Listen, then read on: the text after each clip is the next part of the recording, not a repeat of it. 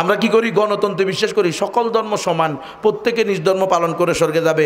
এগুলা গণতন্ত্র নামক ধর্মের বিশ্বাস, ইসলামের বিশ্বাস না। এই জন্যই আমরা বলি গণতন্ত্র হলো কুফরি এবং শিরিকি মতবাদ। ইসলাম বলে একমাত্র সঠিক ধর্ম ইসলাম, গণতন্ত্র বলে সকল ধর্ম সমান। সুতরাং এই গণতন্ত্র আর ইসলাম এক হইতে পারে। ইসলাম বলে লাহুল খলকু ওয়া লাহুল আমরু, সৃষ্টি যার, বিধান তার, ইনিল হুকমু ইল্লা লিল্লাহ। আল্লাহর জমিনে আল্লাহর আইন বাস্তবায়ন, ফরজে আইন, এটা হলো ইসলামের ঘোষণা। আর গণতন্ত্র বলে আল্লাহর জমিনে জনগণের আইন চলবে। তাহলে ইসলাম আর গণতন্ত্র কি এক হইতে পারে? কখনো না। ইসলাম বলে সার্বভৌমত্বের মালিক, সকল ক্ষমতার মালিক কে? আল্লাহ। গণতন্ত্র বলে সকল ক্ষমতার মালিক জনগণ। তাহলে এই ইসলাম আর গণতন্ত্র দুইটা কি এক হইতে পারে? কোশ্চিন কারেও পারে না। ইসলাম বলে নারীরা পর্দার মধ্যে থাকবে, নারীরা পর্দা ছাড়া ঘর থেকে বের হবে না। আর গণতন্ত্র বলে পর্দার কোনো দরকার নাই, নারী আর পুরুষ, কপত আর কপতি, যুবক আর যুবতী, তরুণ আর তরুণী কাঁধে কাঁধ মিলাই দেশকে এগিয়ে নিয়ে যাই। নারী ফুটবল খেলা টুর্নামেন্ট, নারী ক্রিকেট খেলা টুর্নামেন্ট, কি এগুলা কি ইসলামে অনুমোদন আছে নাকি? হ্যাঁ। পতিতাবৃত্তির অনুমোদন কি ইসলামে আছে? হ্যাঁ। তাহলে পতিতারা, সবাই আজানের জবাব দিন ইনশাআল্লাহ। তাহলে ইসলাম আর গণতন্ত্র দুটো কি এক? তাহলে এই ইসলাম আর গণতন্ত্র একসাথে চলতে পারে? আমরা গণতন্ত্রকারী ছিলাম না, আমরা ছিলাম খেলাফত প্রতিষ্ঠাকারী। 1200 বছর পৃথিবীর ইতিহাসে মুসলমানরা খেলাফত পরিচালনা করেছে, গণতন্ত্র দিয়ে নয়। তাহলে আজকে কেন গণতন্ত্র লাগবে? এটা পুরাটাই ধোঁকা। গণতন্ত্র দিয়েই আমাদেরকে খেলাফত থেকে বঞ্চিত করা হয়েছে। আমাদের খেলাফত ছিনিয়ে নিয়ে গণতন্ত্র নামক মূলা এবং কেলা ঝুলাইয়া দিছে। আমরা মূলা আর কেলার পিছিয়ে আজকে 100 বছর, বাংলাদেশে 53 বছর, কখনো দিল্লি কখনো ওয়াশিংটন, ঘুরে ফিরে সেকুলারিজম। কারণ দিল্লির গোলাম হইল নাস্তিক, আমেরিকার গোলাম হইল নাস্তিক। গোলাম হইতে হবে কার? আল্লাহর। তো আপনি যদি গণতন্ত্রে পড়ে থাকেন, আপনি আল্লাহর গোলাম হইতে পারবেন না। আপনি গণতন্ত্রের মাধ্যমে পরিপূর্ণ কোরআন মাননেওয়ালা মুসলমান হতে পারবেন না, এটা সম্ভব না। দেখেন না, গণতন্ত্র কর্নেওয়ালারা ইসলামী দলের নামে যারা আছে, তারাও নিজেদের জাতীয় সম্মেলনে নিজেদের দলীয় গঠনতন্ত্রে লিখতে পারে না একমাত্র সঠিক ধর্ম ইসলাম, মুসলমান ছাড়া আর কেউ জান্নাতে যাবে না, আমাদের একমাত্র সংবিধান আল কোরআন, আমরা ক্ষমতায় গেলে কোরআন দিয়ে রাষ্ট্র পরিচালনা করব, এই কথা বলতে পারে না, লিখতে পারে না। কারণ পারবে না। যদি কোনো দল লেখে অথবা বলে জাতীয় সম্মেলনে, পরের মাসে নিবন্ধন বাতিল হয়ে যাবে। ও কথা কয় না, এটা বাস্তব কথা। তো রে মুসলমান, বুঝতেছেন না আপনি? আমাকে 10 দিন গুমে রাখছে, 9 দিন রিমান্ডে দিছে, 32 মাস জেলে রাখছে, 10 দিনের একদিন লটকায়া কারেন্টের শর্ট দিয়া পিটাইছে, আর বলছে তুমি কেন বলো একমাত্র সঠিক ধর্ম ইসলাম। আমি বললাম এটা তো আল্লাহর বিধান, পবিত্র কোরআনের সূরা আলে ইমরানের 19 নম্বর আয়াত, ইন্নাদ দীনা ইনদাল্লাহিল ইসলাম। তো আমি তো আল্লাহর গোলাম। আমি কার গোলাম? তা আমি আল্লাহর গোলাম যেহেতু, আমি তো বলবোই একমাত্র সঠিক ধর্ম ইসলাম।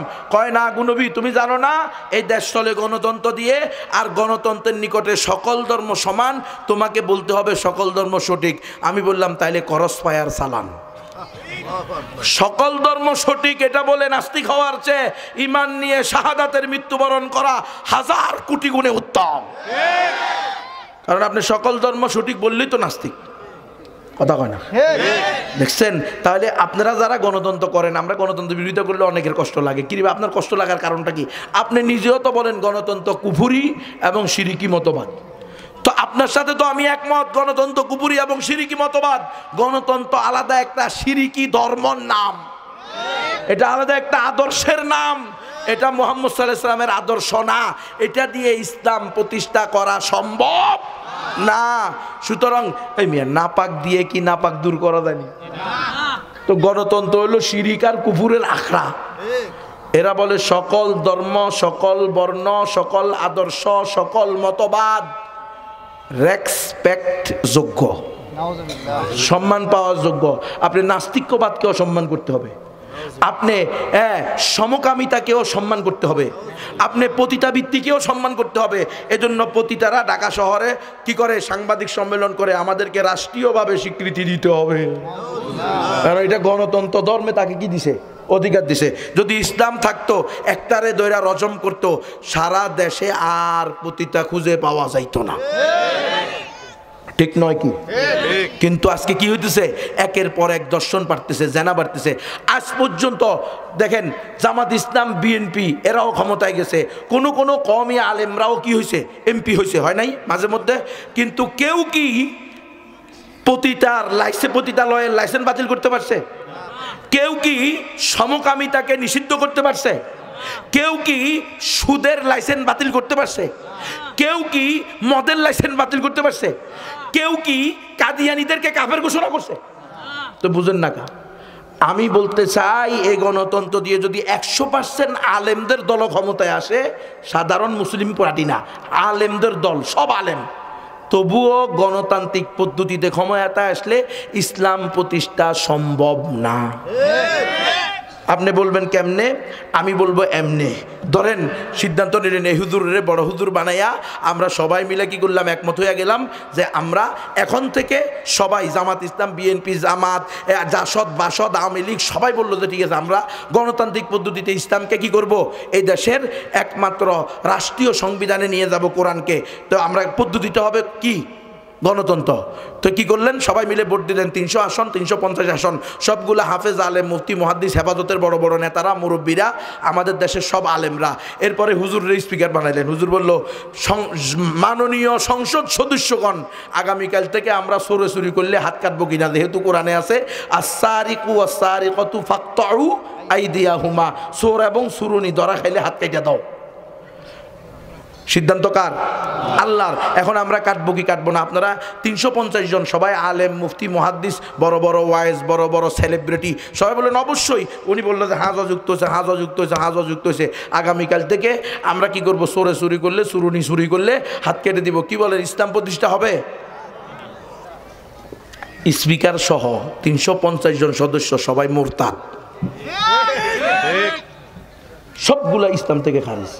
কিল্লাই আল্লাহর ফরজ করা বিধানে অনুমতি দেওয়ার আর নেওয়ার অধিকার আছে, এটা বুঝাইছে আল্লাহ তাআলার স্পষ্ট ঘোষণা, মা কানা লি মুমিনিন ওয়ালা মুমিনাতিন ইযা কাদাল্লাহু ওয়া রাসূলুহু আমরান আইয়াকুনা লাহুমুল খিয়ারাতু মিন আমরিহিম। আল্লাহর রাসূল যেই বিধান ব্যাপারে সিদ্ধান্ত দিয়েছে, সেই বিধানে কোনো মুমিন মুমিনার অনুমতি চাওয়ার আর দেওয়ার অনুমতি নাই। তুমি কে? আপনারা বুঝেন না মনে হয়, মানে আমি আপনাদেরকে বললাম আজকে ঈশান নামাজ আমরা পড়বো কি পড়বো না, যেহেতু এত বড় ইসলামী সম্মেলন, ওয়াজ মাহফিল, নামাজের দরকার কি? নামাজ বাদ করে দিয়ে আজকে নাকি? নাউযুবিল্লাহি মিন যালিক। এই পরামর্শ করা যাবে? হ্যাঁ, পরামর্শ করা যাবে। নামাজ পড়তে হবে 10 মিনিট আগে পড়বো না 10 মিনিট পরে পড়বো, না যথা সময়ে পড়বো, এটা পরামর্শ করার সুযোগ আছে। বাবা রে, কত বড় দাজ্জাল! কয় আমরা ক্ষমতায় গেলে নারীদেরকে বোরকা পরতে বাধ্য করবো না, যার মন চায় বোরকা পরবে, যার মন চায় ল্যাংটা ঘুরবে। এটার নামই তো নাস্তিকতা বেটা। নারী পুরুষে ভেদাভেদ নাই, ধর্মে ধর্মে ভেদাভেদ নাই, এটার নামই তো ঈমান নাই। যার ঈমান আছে সে কোনোদিন বলতে পারে না ভেদাভেদ নাই। নারী আর পুরুষে ভেদাভেদ আছে না নাই? এজন্য আমার ঘোষণা, গণতন্ত্র দিয়ে ইসলাম প্রতিষ্ঠা সম্ভব না। সুইয়ের ছিদ্র দিয়া ওট ঢুকলেও ঢুকতে পারে। হুজুর যেহেতু আল্লাহর ওলি, কেরামতি দেখাইলেও দেখাইতে পারে। যেহেতু আহলুস সুন্নাহ ওয়াল জামাতের আকীদা, কেরামাতুল আউলিয়া ই হাক্কুন, আউলিয়ায়ে কেরামের কেরামতি এটা সত্য। হুজুর যেহেতু আল্লাহর ওলি, সুইয়ের ছিদ্র দিয়া উট ঢুকাইয়া দেখাইলেও দেখাইতে পারে, এটা শুনলে বিশ্বাস করতে পারেন। যেহেতু বিশ্ব জলবায়ু পরিবর্তনের জামানা চলতেছে, হিমালয় পর্বত করটিয়া চলে আসলেও আসতে পারে। কিন্তু শোনেন মুসলমান, গণতন্ত্র দিয়ে এতটুকু ইসলাম প্রতিষ্ঠা সম্ভব না, কোশ্চিন কালেও আসবে না। আল্লাহ তাআলা আমাদেরকে বুঝার তৌফিক দান করেন। এই গণতন্ত্রওয়ালারা বলছে সকল ধর্ম সঠিক, যার কারণে আজকে হিন্দু, বৌদ্ধ, খ্রিস্টান, অমুসলিমরা বলে ভাই যার যার ধর্ম নিয়ে এসেছে থাকুক, সকল ধর্ম বালা। আমরা একটু আগে এক মুসলিমের বাপকে দাওয়াত দিতে গিয়েছি সদরে, তো তার বাপ বলতেছে, আপনাদেরকে পরিচয় দিচ্ছি না আর কি, তার বাপ বলতেছে ওই মুসলিমের বাবা অমুসলিম হিন্দু, আপনারা দোয়া করবেন আল্লাহ যেন ওই দাদাকে হেদায়েত দান করেন। ছেলের খুব কষ্ট, বাবা যদি মুসলমান হয়ে যেত, আল্লাহ বাবাকে হেদায়েত দিয়ে দিত, আমাদেরও চাওয়া, ঠিক নয় কি? ছেলে মুসলমান হয়েছে, বাপ মাও মুসলমান হয়ে যাক, আল্লাহ তৌফিক দান করেন। তো উনি বলতেছে, দেখেন আমি কোনোদিন কোনো ধর্মকে আমি উঁচু নিচু করি নাই, আমি সব ধর্মকে সমান রাখছি। তো আসলে কি সব ধর্ম সমান নাকি? আল্লাহ কয়জন? একজন। ধর্ম হবে একটা, ইন্নাদ্দীনা ইনদাল্লাহ, অন্য কোনোটা ধর্মই না। এই জন্য আমরা নিজেরা পরিপূর্ণ ইসলামকে প্র্যাকটিস করার চেষ্টা করব, সাথে সাথে অমুসলিমকে দাওয়াত দেব। এখন আমার মাইকের আওয়াজ যে সকল দাদা দিদিরা শুনছেন, ওনারা তো বলতে পারেন, হুজুর আপনি যা বলছেন এগুলো কোরআন থেকে বলছেন, হাদিস থেকে বলছেন, আমরা তো কোরআন হাদিস মানি না, আমাদের ধর্ম মানি, ধর্মীয় গ্রন্থ মানি। তো আমি বলবো, ও হিন্দু দাদা দিদিরা, বলেন আপনাদের ধর্মের নাম কি? ধর্মের নাম হলো সনাতন, ইস্কন, রাধাস্বামী, ব্রহ্মকুমারী, আর্য সমাজ, নিরঙ্কারী, আরিয়া সমাজ, এমনিভাবে 14টা আছে। এই দেশের অধিকাংশ হিন্দুরা নিজেদেরকে দাবি করে সনাতন ধর্মের অনুসারী। আমি বলবো, ও সনাতন ধর্মের অনুসারীরা, আপনাদের সবচেয়ে পুরাতন ধর্মীয় গ্রন্থের নাম কি? সেটা হলো বেদ। বেদ হলো 4টা, ঋগ্বেদ, সামবেদ, যজুর্বেদ, অথর্ববেদ। ও হিন্দুরা, ঋগ্বেদের 10 নম্বর মণ্ডলের 114 নং সূক্তের 5 নং মন্ত্রে আছে, কঠোপনিষদের 2-এর 1-এর 11 নং মন্ত্রে আছে, একং ব্রহ্ম দ্বিতীয়ং নাস্তে নেনা নাস্তে কিঞ্চন। একং ব্রহ্ম, মালিক আল্লাহ একজন, দ্বিতীয়ং নাস্তি, দ্বিতীয় কেউ নাই, না না নাস্তি, নাই নাই নাই, কিঞ্চন বিন্দু মাত্র নাই, লামে তাকিদ, নুনে তাকিদ, সকিলা, খফিফা, জুমলা তাকিদ।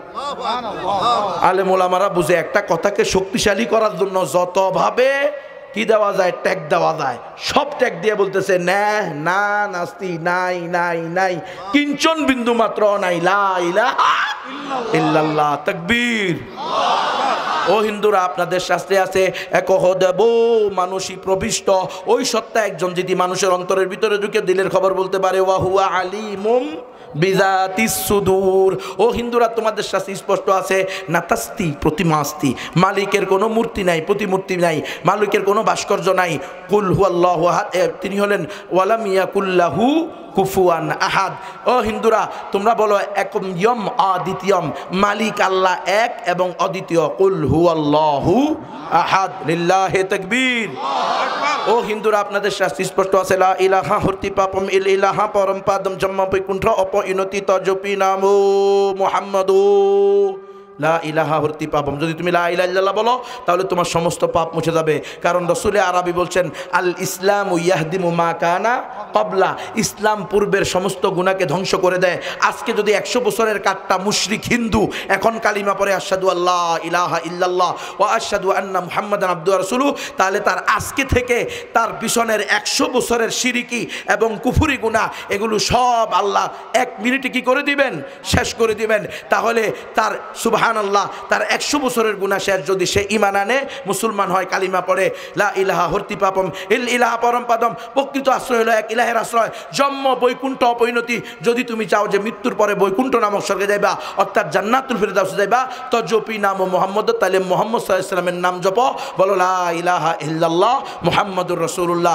ও হিন্দুরা, তোমাদের অথর্ববেদে স্পষ্ট আছে, হুতর্মিন্দ্র মহাশারিন্দ্র ভৌ আল্লাহ রাসূল জ্যেষ্ঠং শ্রেষ্ঠং পরামং পূর্ণনং ব্রহ্মণং আল্লাহ আল্লাহ, আল্লাহ রাসূল মুহাম্মদ রকেং ভরস্য আল্লাহ আল্লাহ। সকল ইন্দ্রের মহা ইন্দ্র এক আল্লাহ, মুহাম্মদ সাল্লাল্লাহু আলাইহি ওয়াসাল্লাম হলেন পরম বরণীয় এবং অনুসরণীয়। বলো আশহাদু আল্লাহ ইলাহা ইল্লাল্লাহ ওয়া আশহাদু আন্না মুহাম্মাদান আবদুহু ওয়া রাসূলুহু। ও হিন্দুরা, তোমাদের শাস্ত্রে স্পষ্ট আছে, অন্তিম অবতার, অন্তিম ঋষি, কলিযুগের অবতার, দশম অবতার, শেষ রাসূল, শেষ বুদ্ধ।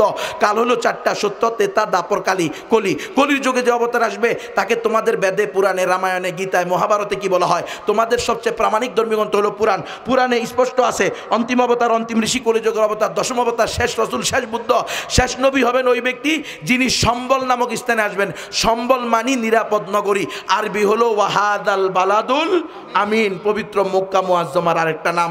তার মায়ের নাম হবে সৌম্য বা সুমতি, নিরাপদ বা শান্ত, আরবি হলো আমেনা। তার পিতার নাম হবে বিষ্ণু, যশ, ভগবান বা আল্লাহর গোলাম, যার আরবি হলো আব্দুল্লাহ। ও হিন্দুরা, অন্তিম অবতার, অন্তিম ঋষি, কলিযুগের অবতার, দশম অবতার, শেষ রাসূল, শেষ বুদ্ধ, শেষ নবী হবেন ওই ব্যক্তি যার নাম হবে নরা সং সং। অথর্ববেদের পৃষ্ঠায় পৃষ্ঠা উল্টাও, দেখো নরা সং সং, অর্থাৎ প্রশংসিত, যার নাম হলো মুহাম্মদ সাল্লাল্লাহু আলাইহি ওয়াসাল্লাম, লিল্লাহি তাকবীর। সুতরাং হে হিন্দুরা, আজকে যদি তোমরা প্রকৃত বৈদিক ধর্মীয় হইতে হয়, প্রকৃত সনাতন ধর্মীয় হইতে হয়, তবুও কালিমা পড়ে মুসলমান হওয়া ছাড়া কোনো গতি। দাওয়াত দিতে তৈরি আছেন তো ইনশাআল্লাহ? এখন দাওয়াত কিভাবে দিবেন? আপনারা মন্ত্র পারেননি, মনতে তো পারেন না। এই জন্য আপনাদের জন্য আমার গাড়ির মধ্যে কিতাব রাখা আছে, আপনার খিদমতে আপনার আমানত, বিশ্ববিখ্যাত দায়ী মৌলানা কালিম সিদ্দিকী সাহেবের লেখা আপকি আমানত আপকি সেবা মে। এটার আমিও বাংলা করছি আলহামদুলিল্লাহ। এটার নাম হলো, আমি নাম দিয়েছি আপনার খিদমতে আপনার আমানত। লক্ষ লক্ষ অমুসলিম এই কালিমা পড়ে মুসলমান হয়েছে আলহামদুলিল্লাহ।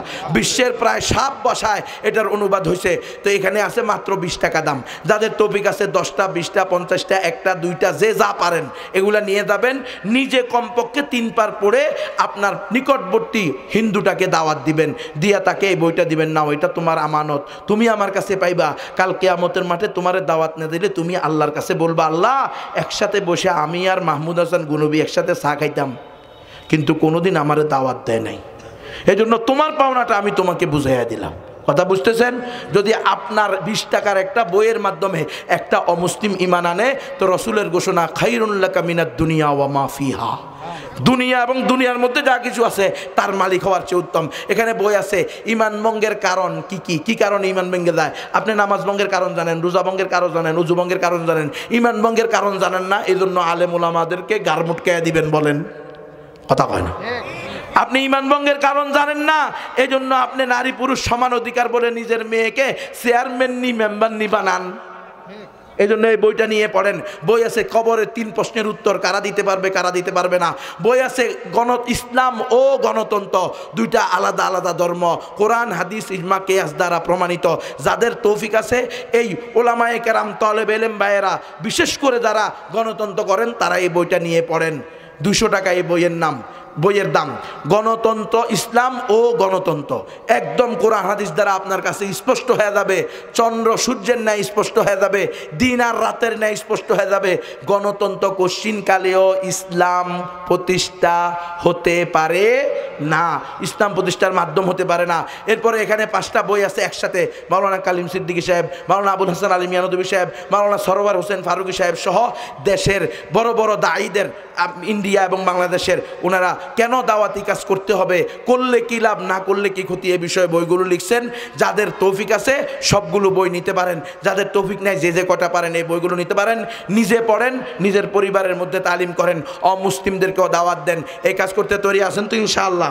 আল্লাহ তাআলা আমাকে সহ আমাদের সকলকে পরিপূর্ণ প্র্যাকটিসিং মুসলমান হয়ে অন্যদেরকেও দাওয়াত দেওয়ার তৌফিক দান করেন। আমিন। ওয়া আখিরু দাওয়ানা আনিল হামদুলিল্লাহি রাব্বিল আলামিন।